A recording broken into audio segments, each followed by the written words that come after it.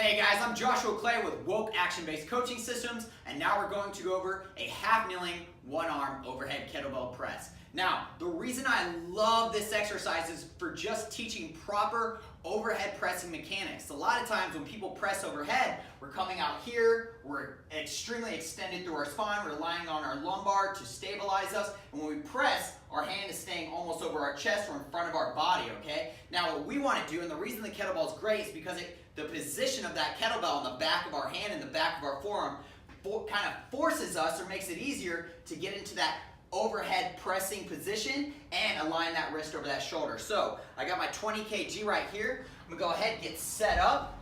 All right, and what I'm going to do is remember, anytime we have a kettlebell front rack position, we want to make sure we maintain a nice strong wrist. So we're thinking about curling those wrists in towards our forearm versus that real limp wrist. All right, we want to make sure we maintain tension. So I'm going to bring it in right here.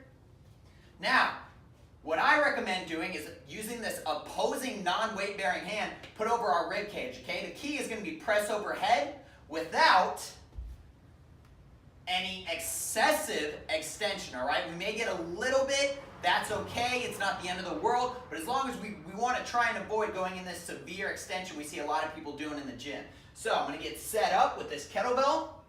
I got a nice strong wrist, got my hand over my rib cage to cue myself out of any excessive extension, glute locked in, toe digging into the ground. What I'm going to do is I want to think about my elbow driving up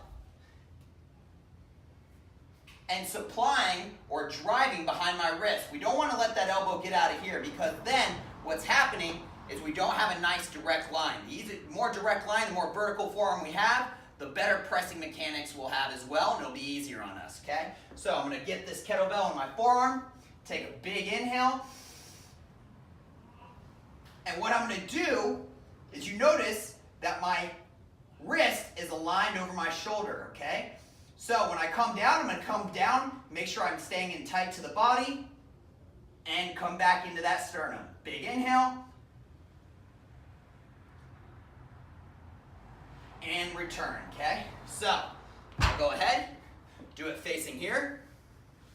Now notice what I want you to notice is I'm starting off with a neutral grip, and at the top, I'm ending with that palm facing forward away from my torso. So, right here,